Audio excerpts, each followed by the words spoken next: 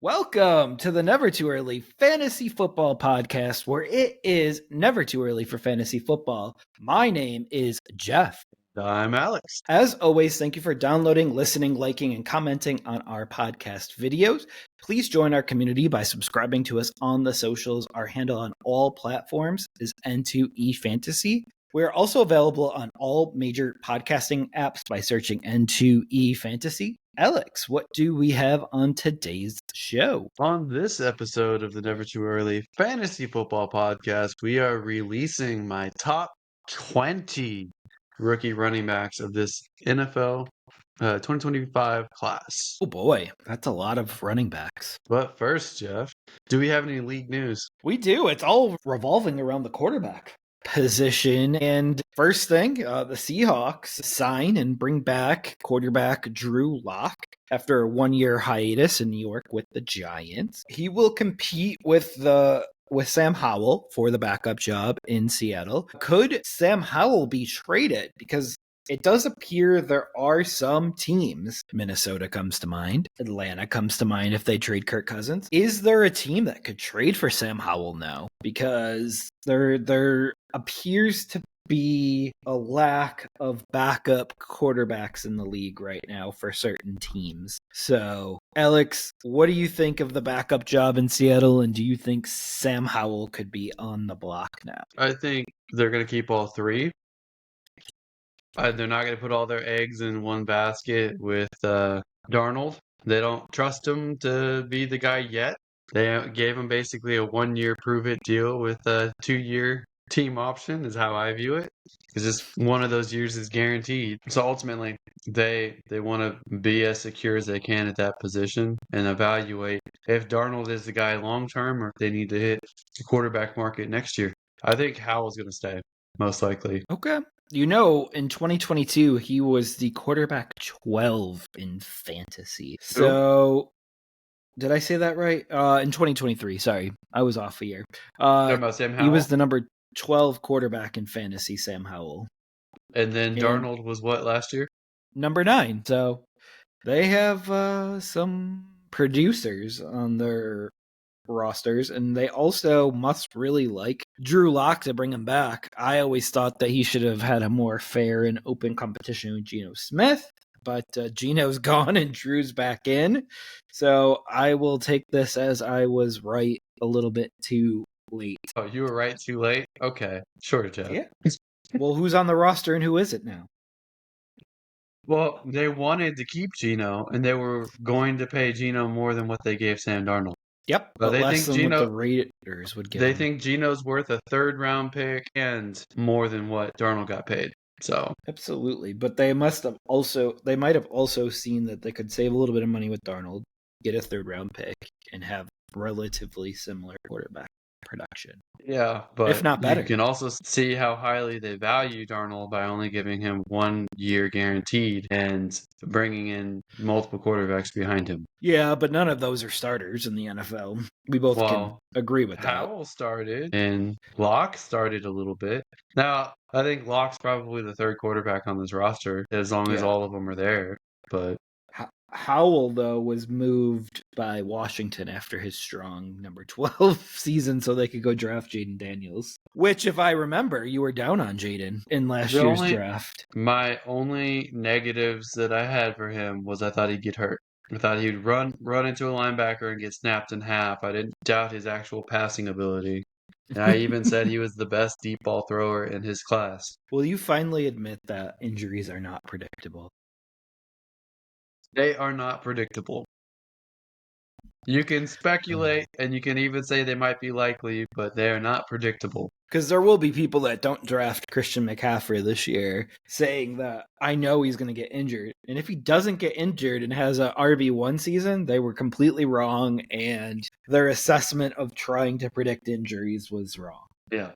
It's almost impossible to predict them. I mean, you might be able to predict it might happen. You might not ever be able to guess for how long or when it's going to happen. Exactly. But speaking of the quarterback position and injuries, it appears that there is either a rift between the Saints and quarterback Derek Carr, or there's a legitimate injury that has him in danger of missing part of, or maybe all of, the 2025 NFL season with a serious shoulder injury. And there's rumors out there that Derek Carr is unhappy with his current contract situation and kind of wants out of New Orleans. So that's another interesting nugget to this offseason. And I think there's teams like the Browns that could benefit from a stability of a Derek Carr. I don't think they'll be a playoff team or anything like that, but they could benefit from the stability of a Derek Carr. Alex, what do you make of this Derek Carr situation? Because it looks like it's getting messy kind of quickly. He may want out, but I was literally just going to ask, what team could he possibly go to? The way that the dead cap would hit, it's almost impossible for them to move on. Well, I think this is where that fake shoulder injury is coming into play, or exaggerated shoulder injury, I should say, because I don't want to ever call someone a liar. We didn't even hear from Derek Carr. We just heard from the NFL media on this too. So, which is kind of they're only speculating. Like, they can only speculate that it came from his camp. That no one can pinpoint it. Nope. But there's speculation that they could be in the market for a quarterback now. So there's that. And so we'll see what happens there. I think they could draft a day 2 guy. They won't draft one in the first round. I think that's almost irresponsible for that team with all the needs that they have. And I do think they believe in Rattler, and they want to see what a full year with Spencer Rattler can do. I was just about to say we both can agree that Spencer Rattler's not it. And clearly we don't agree with that. No. I think he should be given a full year and see what he can do. And if he's not it, he's not it. They could try again next year. That they may even draft someone like Quinn Ewers, who they're rumored to like day 2, and have him as extra insurance. Because as we know, that's very hard to actually tank.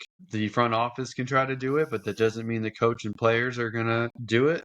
So they could be a middle of the pack team. So might as well hedge your bets and get another quarterback in there. I just don't think 9 is where they do it. It doesn't make. There's only one first round quarterback, in my opinion. If you're going to take another one, it's going to be at the very end of the draft of the first round, not that high. And they could trade up to that spot too to get that quarterback if they potentially. Yeah. Really into one, but yeah. Let's not forget they have Taysom Hill too as the quarterback of the team. Coming back from a torn ACL, so we'll see when he's actually back. You don't need an ACL to throw the ball, Jeff.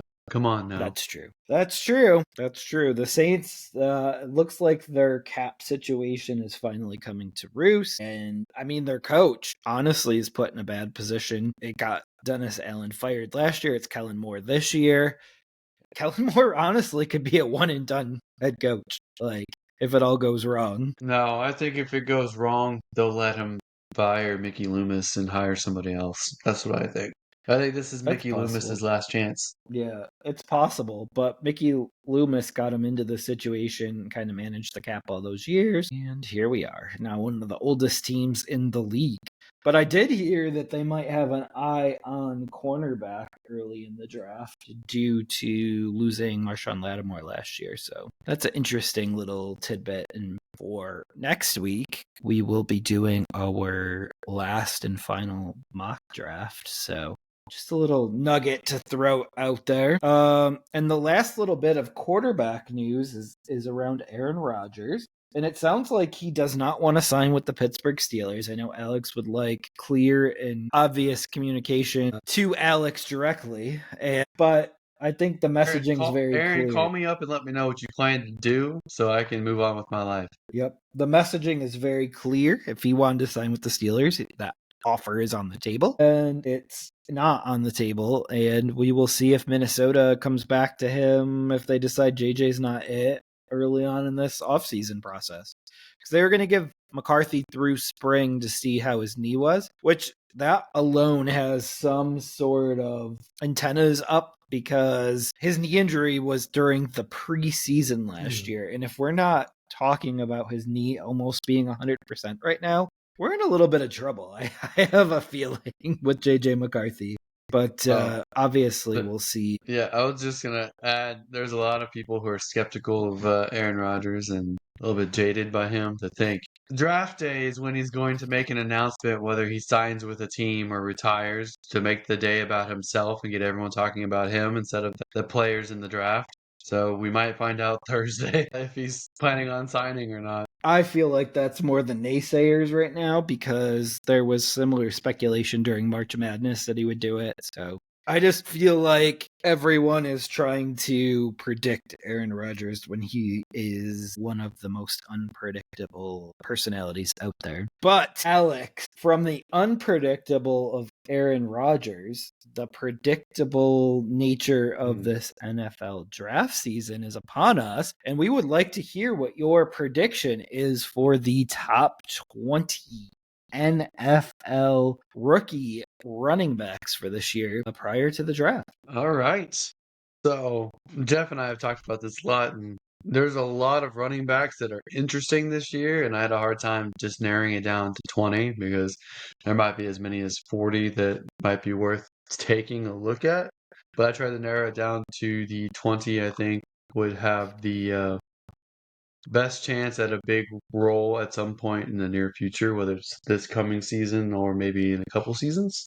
So I will start with my obvious number one, and probably my number four. My top four are probably similar to what a lot of people have, maybe slightly different, but my number one is obviously Ashton Jeanty out of Boise State.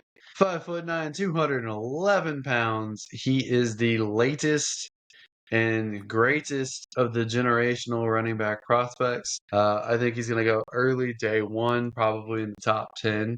I would say 12 is his floor, in my opinion. I know Jeff and I have a wager about whether he goes in the top half or the bottom half of the first round, and that will be fun to track. His 2024 season featured 374 carries for 2,600 yards and 29 touchdowns. That is insane production. His yardage total trails only Barry Sanders' all-time record, and he also cracked the top 10 in touchdowns. The nerd metrics are just as high on Jeanty, and since 2013, Jeanty's 0.41 missed tackles forced per attempt and 5.2 yards after contact average are both top 5 for a single FBS season, minimum 200 carries. And then he faced two Power 4 teams in Oregon and Penn State and did what shredded the Ducks, who have Harmon, the defensive tackle, who might go in the first round. Penn State did try to bottle him up, but he still managed 104 yards on them. He is a battler with every snap. He's always pushing back against defenders or breaking free and running deep.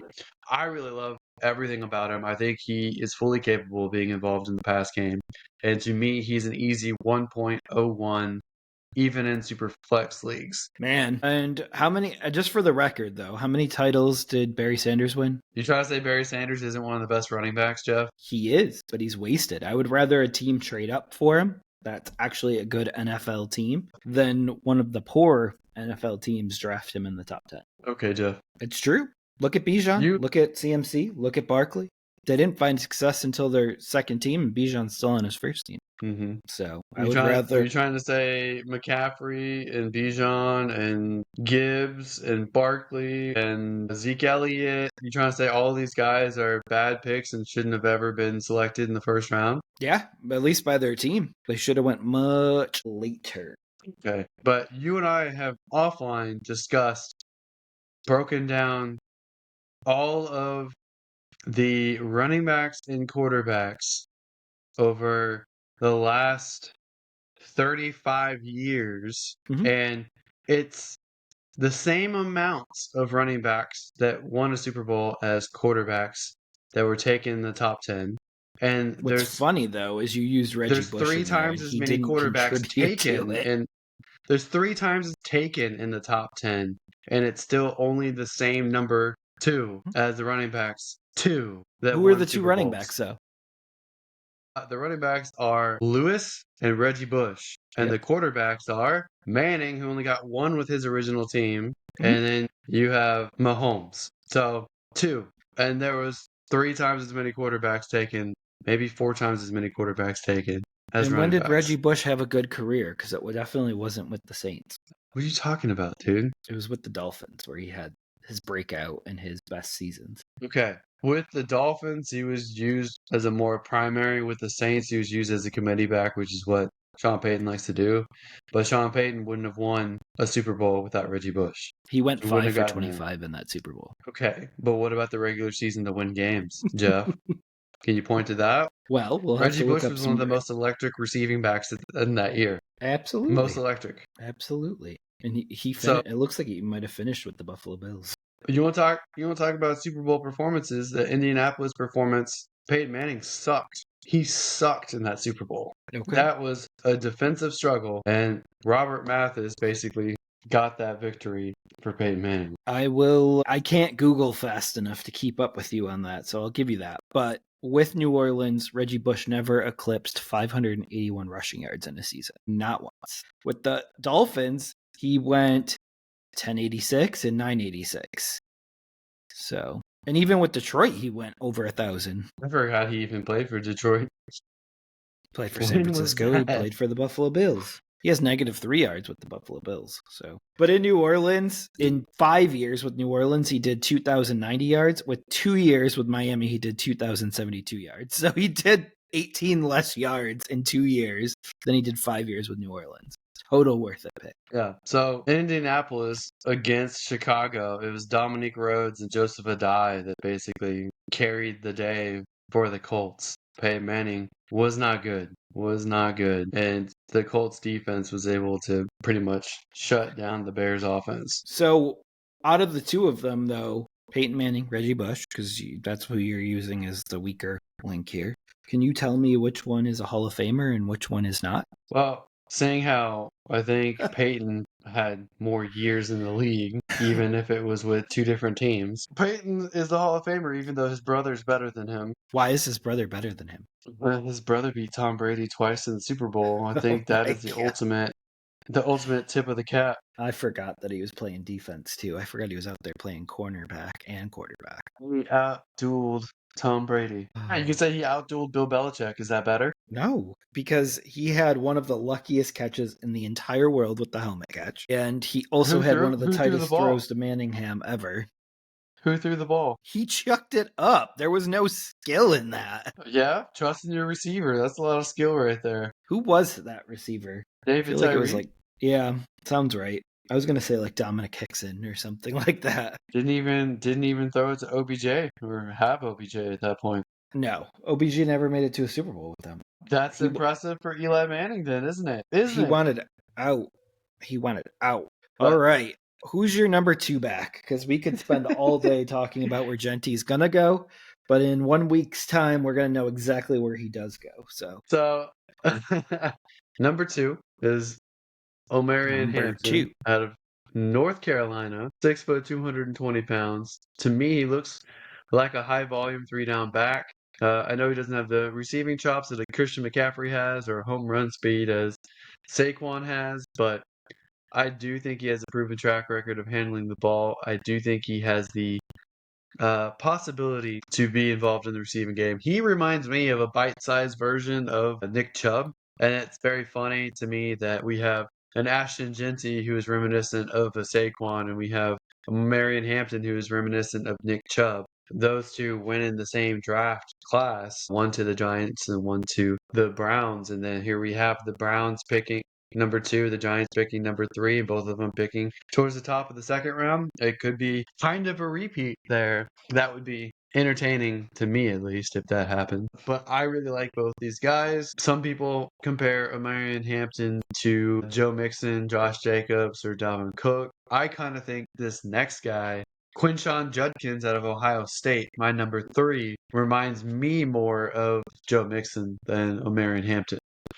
Judkins is a very consistent power runner, and he never really showed his elite breakaway abilities in college, but he did run a 4.48 40 at 221 pounds. and excelled in the burst drills to a 9.88 relative athletics score at the combine. At Ole Miss, he looked like a 5-star player out of the gates, and he looked like he was a 3-down back right away with 274 carries for 1,567 yards and 16 touchdowns as a true freshman. Then next year, his production dropped a little bit to 1,158 yards and 15 touchdowns before transferring to Ohio State to get a chance at a national title. And obviously, we know he split the year, co-started with his fellow Ohio State running back Trayvon Henderson. Neither one of them really had the workhorse role there, and they both won a national championship. I like Quinshon Judkins a lot when I watched him play and I watched Ohio State play. I thought he looked like the better back, in my opinion. I didn't see the speed that he ran at the combine, so I was surprised by it. Trayvon Henderson is definitely the one that I view as the speedy home run threat.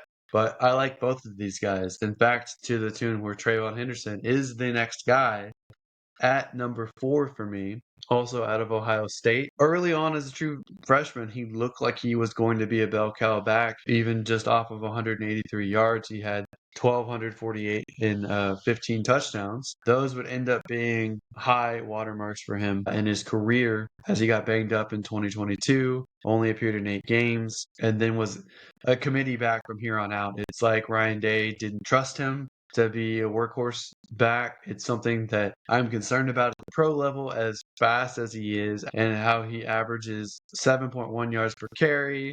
He's very good in the receiving game. He's a good pass blocker as well. Like I've mentioned, he's a home run threat, but I wonder if teams get scared that he can't hold up for the workhorse role, which is why I have him lower than these other 3. I do have these 4 as my tier 1 and tier 2 for rookie backs going into the season. And as it stands right now, these 4 are my 1.01 through 1.04 on my rookie ranks over any wide receivers or tight ends. Wow.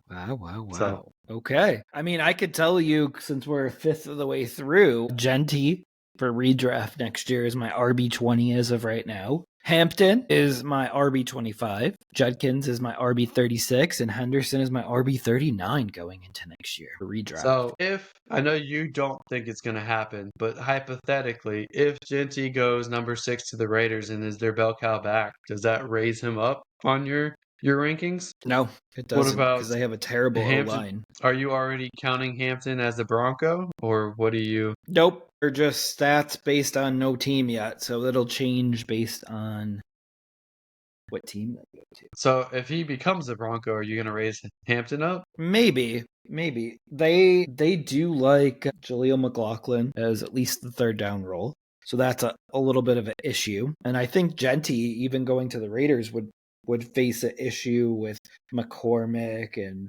Mostert, and a lot of times they don't love to give rookies 300 plus carries in a season. So there will be some. I think if you're going to draft one 6th overall, I think you're going to give him at least 250 carries. Probably. I could see 250. But the thing is you look at Bijan, he was used half the time in his rookie year. You look at Gibbs, he was used about half the time in his rookie year.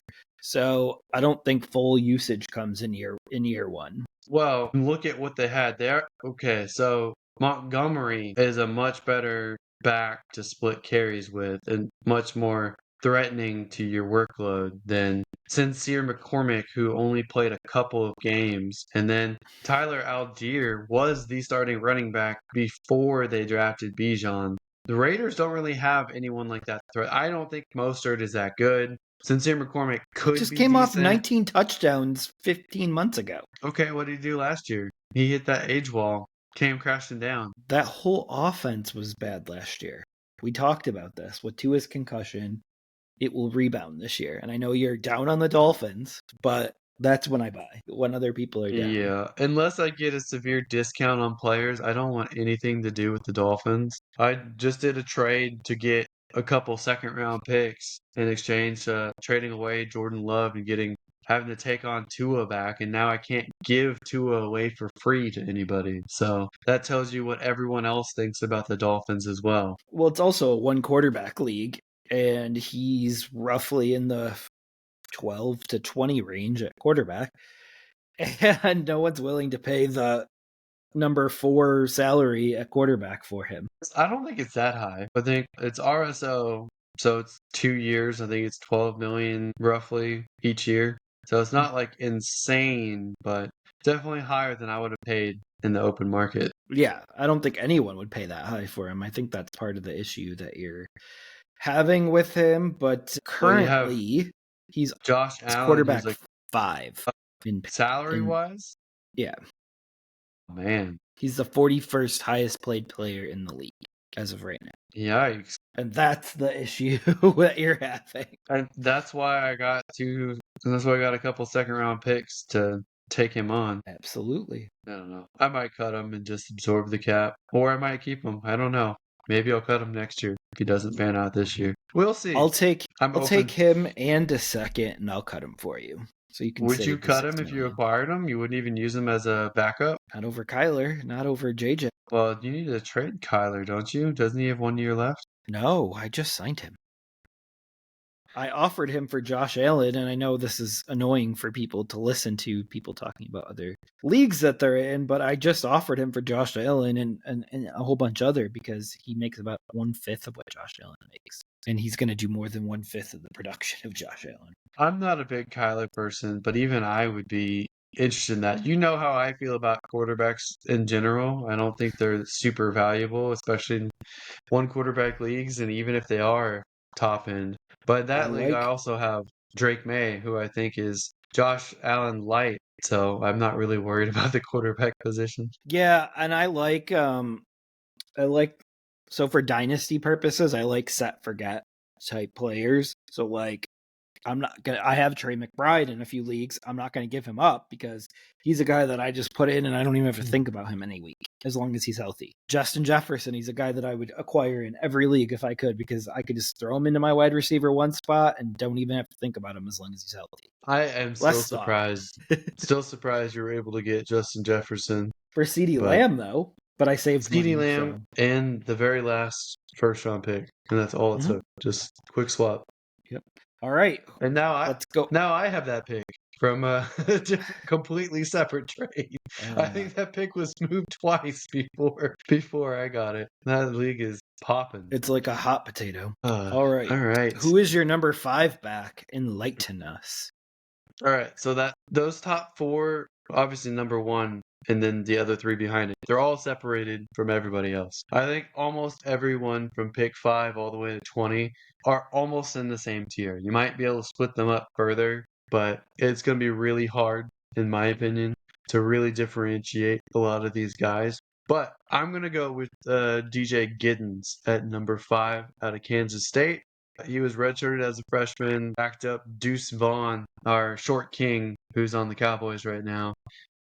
Before taking over the starting role in 2023. He was a consistent chain mover for the Wildcats, finishing top 10 in the country on carries, 10 plus yards or more, and missed tackles forced. He surpassed 1,226 rushing yards and 10 scores. He also added 323 receiving yards and 3 scores on 29 grabs. Most of his advanced numbers fell in 2024, like fewer missed tackles, yards per route run, but ultimately he came and finished top 10 in the country in carries of 15 yards plus at 25, propelling him to 6.6 yards per carry and 1,343 rushing yards. I really love that as a 6 foot, 212-pound guy, he ended up testing 9.78 RAS, that's relative athletic scoring, by getting a 4.4340. I thought he blew up the combine and it matches his film. I really like his upside a lot, and depending on where he goes, I could see him going very high in both rookie drafts and in redrafts. He's someone to keep an eye on. All right. Number 6 for me is kind of an opposite player, but I have Cam Skattebo here. Something about me Once Cam Scadaboo out of Arizona State, lower, but somehow I can't push him lower than 6. He's 5'10", 219 pounds. He's not very fast with his 4.64 40 time, or 4.65, depending on which stop clock it was. That said, there have been guys like Josh Jacobs and Devin Singletary who also tested in the 4.6s who have had good careers so far. To me, he is actually more in the James Conner or Peyton Hillis mold as far as how he runs physical and can run with strength and push guys back. He also has some receiving chops as well, but he has a little bit of party attitude with him too. He's someone who can embrace contact and fight through arm tackles. He can push defenders down, get short yardage carries, like short yardage as needed. I have a hard time arguing against him, as much as I don't particularly like it, that his upside is capped. I do like he can be a consistent guy. Now he can be someone like a Blake Corum who people are excited about but may not produce right away depending on role. So that's something that I would keep an eye on. But I know he's a very polarizing character. A lot of guys are looking at him in the rookie draft. All right, number 7 for me is someone I've seen go as high as running back 2. And that's Caleb Johnson out of Iowa. Johnson burst onto the scene as a true freshman, leading the Hawkeyes in all rushing categories. He was banged up in 2023. This game is due to an ankle injury, and then the Iowa offense was inexplicably worse in 2023. He rebounded with a final season in the Big Ten, leading the Hawkeyes to a 1,537-yard rushing yards and 21 rushing touchdowns. He found another level in 2024, and I think he ranks top 5 in the country in the breakaway rate and yards after the contact, all while toting the rock 240 times. I think he has the capability to catch the ball, not really utilized that much in Iowa. The thing for me is he's built like a Najee Harris, like a physical power back, but he runs an outside zone like he thinks he's a skinnier, faster back, and he's not very fast. He ran a 4.57 40. To me, he looks slow on film, but he does find good gaps every now and then, kind of struggles more going up the middle. That may have to get coached up at the next level, especially depending on which scheme he goes to, but I could see him being mildly successful and maybe take a year or two to fix some bad habits, but ultimately I could see him being a valuable running back, at least in a Najee Harris, Jaylen Warren type committee. I could easily see him with Pittsburgh at the next level. Okay. Number 8 for me, Dylan Sampson out of Tennessee. Sampson earned a third-team Associated Press All-American honors in 2024 and SEC Offensive Player of the Year for the Tennessee Volunteers. He set a school record with 22 rushing touchdowns in 2024. That's 4th in FBS, and he also ran for almost 1,500 rushing yards. Sampson, I think, is an interesting character that as well. He at 5'8", 200 pounds. He has a lot of patience and can rapid jump cuts to unleash his full explosiveness as a runner. And then other times it seems like he has ball security issues or runs into defensive line. I do think he does have the top speed to be very good. It's like Blake Corum with sometimes Devon Achane speed sometimes. So it's very interesting to watch him as a runner. Don't know exactly what he's going to be. I think he needs some refinement, but I do like his talent and upside in the league. All right, my number 9 is Devin Neal out of Kansas. Neal, to me, he's got 3 straight 1,000-yard seasons for a suddenly ascending Jayhawks program. He got there on volume early on in his career before adding efficiency to the mix in 2023 and 2024. He averages 3.7 yards after contact per attempt. And I think that although he isn't fast, he can get is what the gap needs, what the play calls for. He knows exactly where to be. He knows what gap to take and what his assignment is, and he gets exactly what you want. It kind of reminds me a little bit Frank Gore-esque, but I think there's not a lot of problems with his game. It's just whether or not he has the home run threat, which I don't think he has a home run threat, but I'm totally fine with that. I kind of see it somewhere as a DeMarco Murray type, or maybe Frank Gore-esque at the height, but a very good, useful back, and he could go in a very good spot in the draft for a team that could use him as a head of a committee potentially. Okay, I'm gonna start powering through some of these now. So I'm going to start with number 10 here. I have RJ Harvey out of Virginia, another 5'8", 205-pounder. He was recruited as a quarterback, and then they switched him over to a running back in the progress. He didn't see much work in 2020, missed the 2021 season with a torn ACL, but came back with a vengeance in 2022, and then followed that up with good performances in 2023 and 2024, culminating in 232 carries for 1,577 yards and 22 touchdowns. He averaged 1.4 yards per route run in his career and went for at least 200 yards through the air in his final 3 seasons. He has the capacity to do more. I think he is a good one-cut back with speed. He has 4.4 wheels, and I think he generated a lot of explosive plays at UCF before moving to Virginia. I think he could be someone who could end up with a bigger role in 2 or 3 years, maybe not year 1. Another guy in a similar vein here is Damian Martinez, my number 11 running back out of Miami. He transferred into the Hurricanes program last season along with Cam Ward after hopping over from Oregon State. He powered his way to 1,000 yards rushing and 10 touchdowns. 6'20", 223-pound running back. Sloughs off or sloughs off would-be tackles with his rugged style. He's got a decisive and fluid one-cut ability. He can stack up a chunk of gains despite lacking true long speed of a home run threat. And I think he's capable of being a high-volume ball carrier, though he needs to grow more comfortable as both a blocker and a receiver to be able to stay on the field in the first place. I really like his upside. He can be a rotational back. He can be a lead back. I look forward to seeing what team takes him. You're more than welcome if there's someone you want to talk about, you're more than welcome to jump in. I'm here, listening. All right.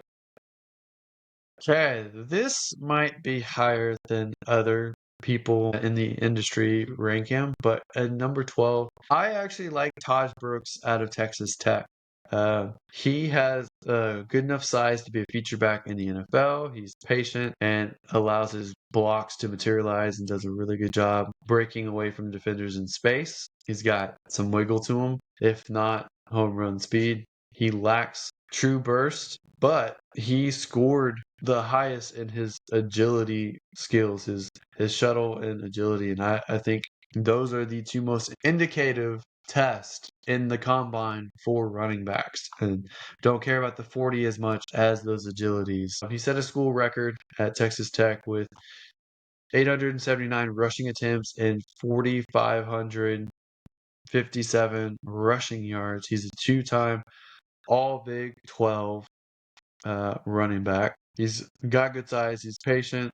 Good job slowing down his field of vision and getting into open space to leverage defenders. He's great at pass catching. Weakness, he can improve his pass protection. That's going to be a lot of these college backs. He's had a lot of touches in college. Some people can view that as wearing tread on the tires, but it's been pointed out recently to me that the best indication that a running back could be a workhorse back is proof that they can be healthy and handle it in college. And that has changed my perspective a little bit on some of these guys. And I think Taj Brooks could be that guy. He's just coming from a little bit lesser program at the moment, but we'll see. The next guy here is a combine darling in Bashal Tutin, my number 13 running back out of Virginia Tech. He didn't get much love from college scouts coming out of high school, and he initially went to North Carolina A&T before compiling 1,300 rushing yards and 13 scores before transferring as a sophomore to Virginia Tech. Tutin is also a dominant kick returner, taking 2 to the house while averaging almost 29 yards per return. Got even better as a senior as a running back, getting almost 1,200 yards rushing at 6.3 yards per carry at 15 scores. His breakaway speed is on another level, and he ran for over 600 yards on carries of 15 yards or more alone. He earned 54% of his yards on these attempts and went for 15 plus yards on 11.5% of his total carries. Both are marks in line with Ashton Jeanty. And then he also, I think we've all noticed from the combine, he lost his sleeper credentials because everyone knows about him now after the combine, running a 4.32 40 at 5'9", 206 pounds. He's a home run hitter with a lot of versatility. I don't know if he showed enough on film as a running back to be a true leader in a committee or a true workhorse, but he is an exciting, explosive guy, and it's going to be interesting to track where he goes. I kind of think he's in the same vein as Tracy from last year, where this is a fast running back that gets guys excited, but may or may not necessarily be super productive right away, right? Number 14 for me is Raheem Sanders. Raheem Sanders is a upright runner who looks to get downhill quickly and punish defenders when he has momentum built up. He's kind of like a train locomotive running over these guys. I think when he's forced to string moves together, contacted early, he can look a little lumbering and stumbling, but once he does get to top speed or he does lower his shoulders, he can move tacklers back with his substantial upper body strength. He can break arm tackles easily. I think he has actually soft hands in the passing game and can snag balls out of his frame. He's competent with check down options in the passing game. And I think he has only 4 total drops in all of his college play. His play strength may or may not translate well to pass protection, but it's something that could be improved at the pro level. He does look to chip block incoming rushers to buy time for his quarterback, which may get him on the field more often. He does sometimes miss a hole or cutback lanes at times, and I think he's best suited for more of a power gap run at the pro level. All right, next at 15, I have Trevor Etienne out of Georgia.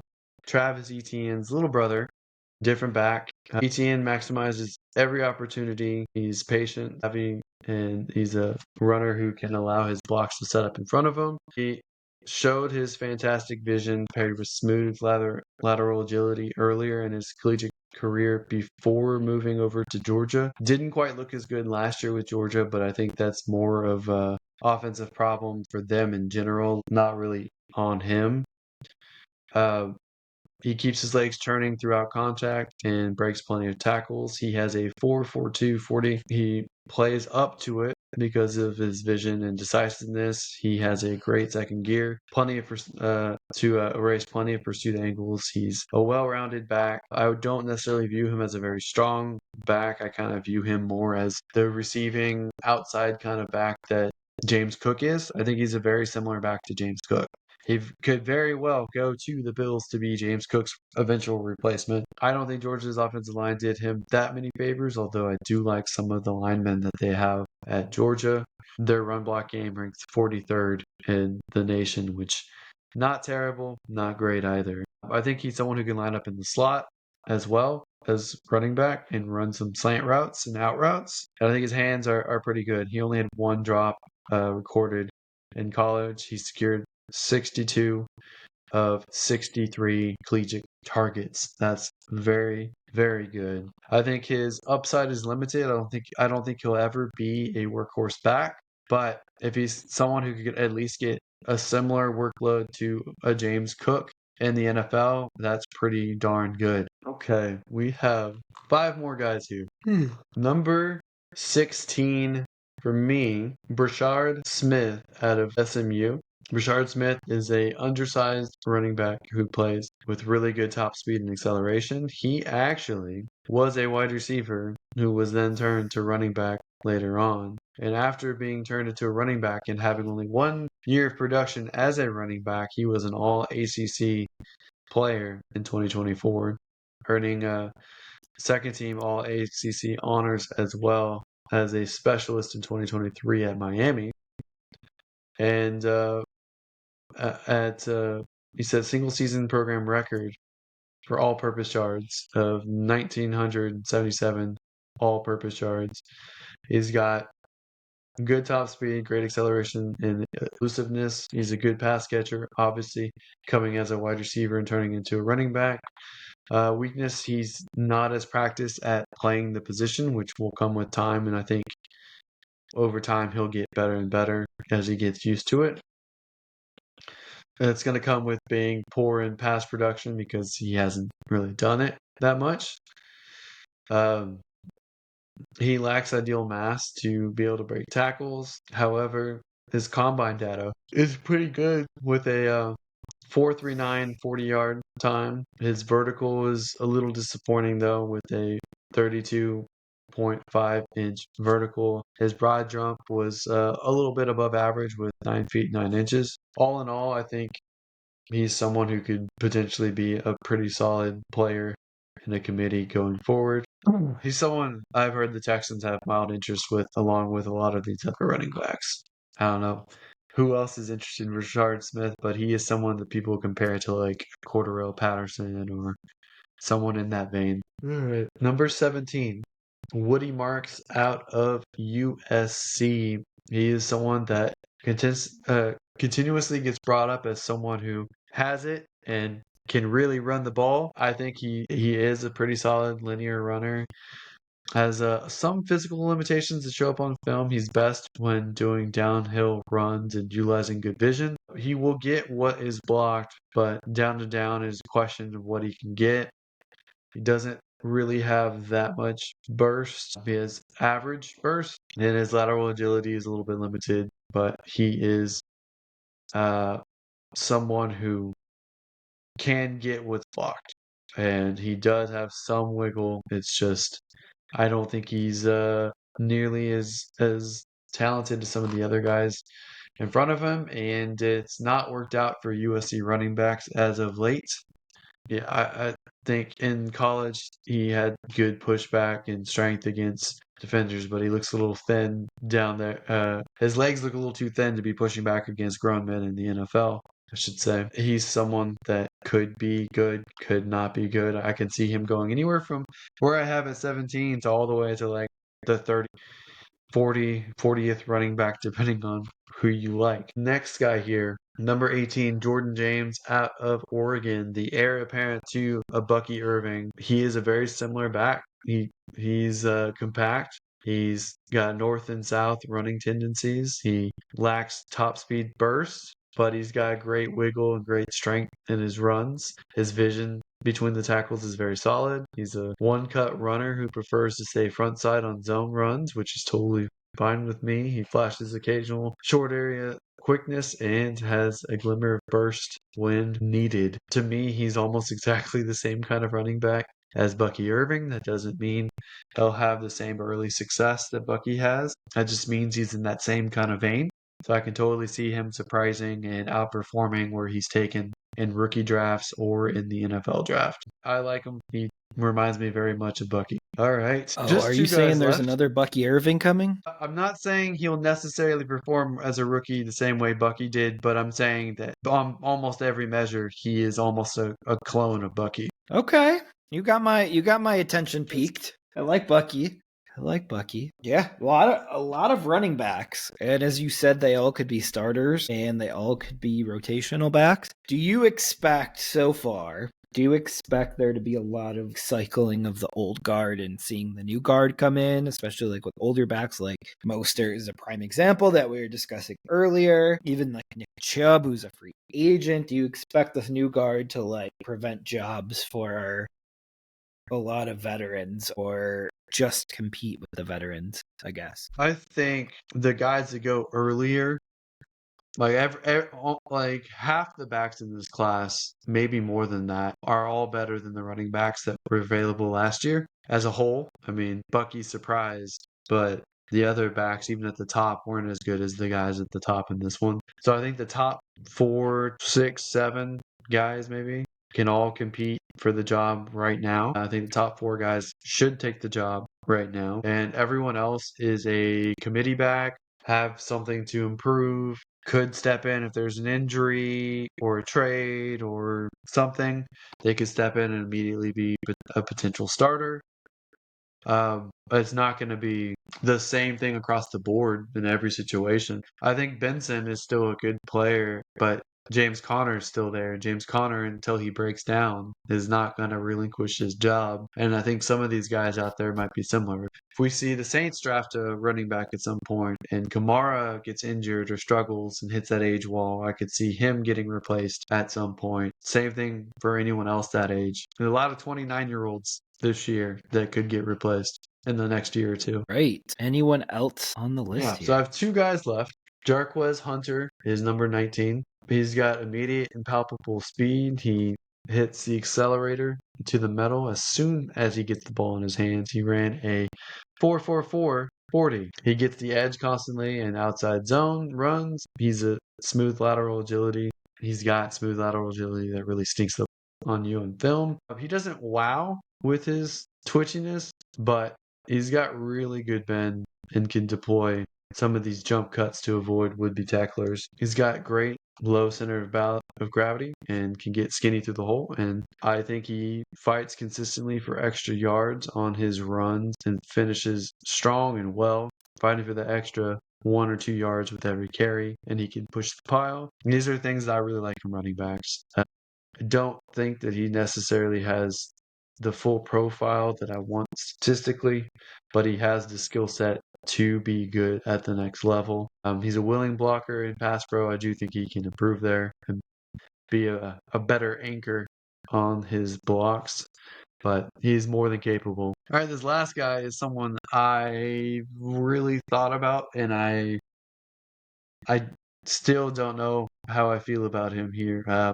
And this is number 20, Ollie Gordon out of Oklahoma State University.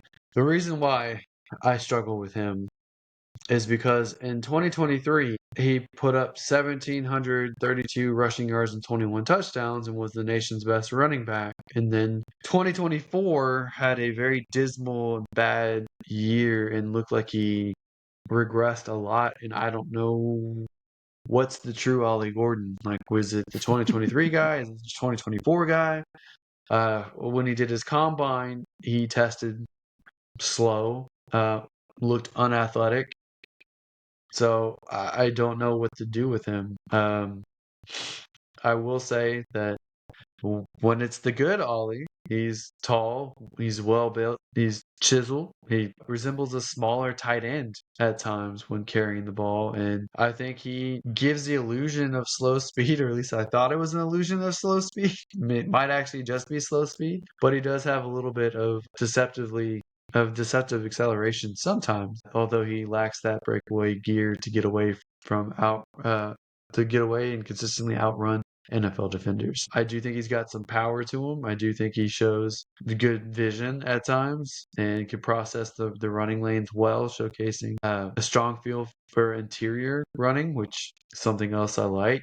But sometimes his contact balance isn't quite elite relative to his size. And while he can be a downhill battering ram, sometimes he runs straight into his linemen instead of the defenders or the gap. So I have some issues with that. Ultimately, I had to average him out between his 2023 and 2024. This 2024, I almost didn't want to put him in the top 20 at all. 2023, I wanted to put him higher than 20. So I averaged out. He's exactly at 20, and he's an interesting gamble. Maybe he goes to a good team where you can trust the running back coach or the offensive coordinator to get the best out of him, or maybe he goes somewhere where you just decide, it's probably too much of a risk to take him with that team. But that is what I ended up with. So I can just recap Quickly, I have Ashton Genty number 1, Amarian Hampton number 2, Quinshon Judkins number 3, Trayvon Henderson number 4, DJ Giddens number 5, Cam Scattaboo number 6, Caleb Johnson number 7, Dylan Sampson number 8, Devin Neal number 9, RJ Harvey number 10, Damian Martinez number 11, Taj Brooks number 12, Bayshawn Tootin number 13, Raheem Sanders, 14. Trevor Etienne, 15. Brashard Smith, 16. Woody Marks, 17. Jordan James, 18. Jarquez Hunter, 19. Ollie Gordon, 20. All right. So I heard Bucky Irving's name thrown out there, so I have to use him. But who's a dark horse that could be, quote unquote, this year's Bucky Irving that goes under the radar a bit for fantasy managers, but has a high impact like Bucky? Well, the guy I mentioned Bucky for is Jordan James, and he's built like Bucky. Similar skill set to Bucky. It's kind of hard to determine for sure before they're even on a team. Could be him because he's still flying under the radar. I still think Taj Brooks is flying under the radar for most people as well. I really like Taj Brooks. So those are two guys I could see. And then if like a Trevor Etienne goes to Buffalo, he's someone I would stash on a dynasty team right away. Right next to Frank Gore Jr. Hey, I love Frank Gore Jr. You leave his name out of your mouth. Man, in the background, I'm scrambling a little bit here, but I want to close up our running back conversation first. The first thing is we all look for that running back like Bucky Irving last year where no one called being anything, and then you get him for almost nothing. And he turns out to be an RB1. Like that is fantasy gold. That is the mecca of fantasy, is like if you could get that guy and place them on your team and reap the rewards of that. Now, my thought that I'm scrambling here in the background on is there's a lot of conversation about there's been no trades this first round. We also don't, the last time this happened, the 49ers, Joe Montana to the Chiefs for the first round pick. So that was the first round pick moved. We are in a similar situation right now where there's a negotiation with a San Francisco quarterback, and there's a lot of controversy around like how much he gets paid and doesn't get paid and for how long. Not to change the running back conversation, but an interesting name to look out for the next week is Brock Purdy. And I think that momentum is growing. I was looking for an interview from yesterday where Puka Nacua had said that if the Niners pay Brock Purdy over $50 million per season, their window completely closes. So for a guy like Puka Nacua to go on air and say something like that is pretty telling. And the fact that they haven't agreed to a deal yet, the fact that they signed Mac Jones, which is a darling of Kyle Shanahan, and the fact that Aaron Rodgers is looming out there. What if they trade Purdy and Aaron Rodgers wants to go sign in San Francisco? Like for $10 million a year, because you heard him yesterday on the Pat McAfee show say that he would pay for $10 million a year. I saw a report on Twitter, and I can't remember who posted it, but it was saying that the 49ers are potentially going to make a splash and trade up for a player in the draft. And they currently are at number 11, and they could trade up for someone. So maybe it's for a quarterback, or maybe it's the replacement to CMC. You know, you never know. Could you imagine if Genty went to San Francisco? Yeah, I don't think they That could would get be rid of insane. CMC though. So they'd be that would be a fantasy nightmare, at least this year. Maybe, or maybe they would both be hyper efficient because you can be completely versatile with both of them. You would hope. You would hope. Also, what if you did? They're picking 11th, right? Mm-hmm. What if you did the 11th pick and Brock Purdy for the number 1 pick? Would you do that if you're the Titans? I don't know what the Titans would do, honestly. I mean, I know who they're picking right now, like almost definitely. I mean, if I was the Niners, I probably would offer that. Yeah, Because I because think he's cheaper. yeah, I think he's cheaper, and Yeah, I think Cam Ward probably grades out higher than Brock Purdy, and I like Brock Purdy. we both know that Shanahan prefers to keep a cheaper quarterback around. He does not want to pay top dollar for his quarterback because he believes his system is a good chunk of the quarterback, I should say. If they pay Brock over $50 million per year, this is the first quarterback in the Shanahan regime that they paid, right? Paid. They gave Jimmy a mini deal, but I don't think it was anything near the top 10 quarterbacks in the league salary at the time. But I could be wrong there. But yeah, Puka went on a podcast, says if you pay him over $50 million per year, their door closes. So that's pretty big words for a division rival. Yeah, you're gonna talk smack to your division rival. Like you want to muddy the waters for him, so it's like whatever. Yeah, I heard they're haggling right now over 50 or 55 million in 3 and 5 years. Purdy wants to be paid longer. Niners want the deal shorter. So they're not fully sold on him either, because if they were, this deal would be a no-brainer, I think. Like, because if you look at Josh Allen, his deal is a no-brainer every time he comes up. So I think they're ultimately gonna agree to a deal with Purdy though, rather than shop him. Yeah, maybe. We will see, but they have shopped people to get their value for them too. Like, look at Brandon Ayuk last year. They got the value from Pittsburgh, and then they signed him. I think they might have signed him for a little bit less, because they're like, either go play in the wasteland Pittsburgh with no quarterback right now, or you can play with Brock Purdy for like $4 million less a year, something like that. Yeah. In the Shanahan offense that actually works. But the funny thing is that Purdy might not be there the following year. Like, no one ever even considered that at the time. Man, how crazy would it be if they traded up for Sanders? I know they're different quarterbacks, but like, I feel like a Trey Lance would be a bad taste in the mouth of trading up for quarterbacks right now. Well, to me, I think Shedeur Sanders is probably closely similar to a Derek Carr, in my opinion, which is why I don't think the Saints would want another Derek Carr. But getting a cost-controlled quarterback for 5 years plus 2 franchise tag periods might be worth it for the Niners to trade up, even though they have all these needs. I just don't really see them moving up. I kind of see them moving down, in my opinion, if they can, anyway. I know everybody wants to move down, but you can't always make it happen. Someone's got to want to move up. I think there's a lot of mover downers, but I think to your point, and going back to the running backs, tying this all up, I think Genty could be a wild card there, where you could get a better team trading up, and a lower team, like one of the higher picks, getting multiple picks to build more. Yeah. I saw Bleacher Report, one of their subsidiary sites, pose that the Broncos trade up to number 8 with the Panthers and grab Genty there. And Broncos pull Mike Ditka, New Orleans Saints, and trade all of their picks for a running back, basically. Yep. But I honestly could see him fitting the best with the Saints, or not the Saints, the Broncos. You want so bad for the Panthers to get a draft haul to move down. You're like trying to will it to happen. No, I like the edge rusher that's been mocked. I've heard Tet there. I've heard a lot of things. Yeah, but you're like, maybe the Saints want a quarterback and someone will trade up, and then you send me that Broncos and Panthers trade, which I would be shocked if something like that happened, because it's essentially their first, second, and third round pick to move up from 20 to 8 to draft a running back, when their Omarion Hampton might be there at 20. I don't think. But you already said there's a big gap between them, and you said it's worth it.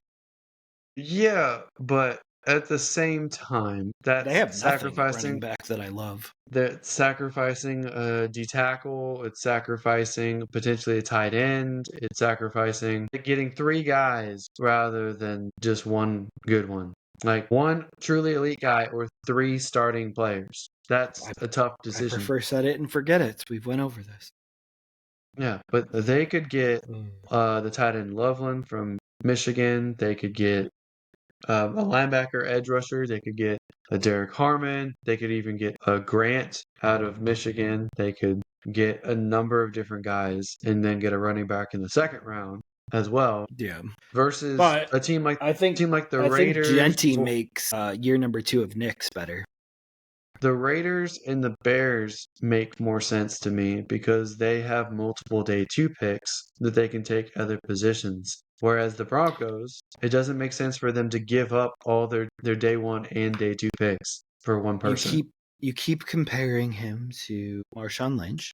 and that was a free agent signing by Pete Carroll and Jahmyr Gibbs, but Jahmyr Gibbs was like a year 3 Ben Johnson pick, not a year 1. So that's not how those two build per se. I really do think they're going to take Cincy. Why though? They have a terrible line. They just had They Josh don't have Jacobs a terrible that couldn't line. run behind it. Yes, they do. They've had a terrible rushing attack the last 2 years, and they had all pro Josh Jacobs 2 years ago. No, they're fine. They just They had didn't? bad offensive coordinators. Their offensive line is fine. It's absolutely fine. I'm telling you, their offensive line is better than what you think it is. But they Okay. hired Luke Getsy last year. Hmm. And then before that, it was another trashy offensive coordinator. So Well, I that don't- trashy offensive coordinator got Antonio Pierce hired, but that Josh Jacobs also had almost a 2,000-yard rushing season the year before that. Yeah, well, that's because they had a quarterback that was stable. They had Derek Carr, and Is so he everyone just stable? went in the box. Look at him now. Everyone went in the box. No, Geno Smith is better than what they've had. No matter how much you dislike Geno Smith, he's better than Minshew. He's better than Aiden O'Connell is.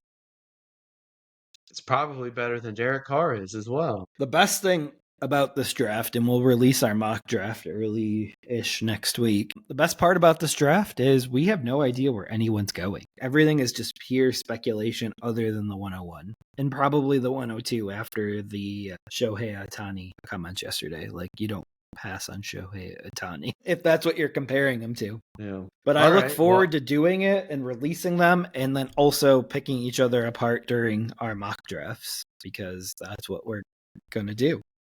Well, I'm fairly certain we're going to have the same first 4 players and teams. It's after that, it's going to be interesting. Absolutely. All right, sir. Well, I think I am all good. All right. Well, that does it for this episode of the Never Too Early Fantasy Football Podcast. Thank you all for downloading or listening to this episode. And please don't forget to like and subscribe. Please leave us a comment and share the show. Every little bit helps. You can find us on all podcasting apps by searching N2E Fantasy and with our handle at N2E Fantasy on all social media platforms. Please join our community and give us a follow. Until next time, take care of yourselves and remember, it's truly never too early for fantasy football. Thank you again. Bye, everybody.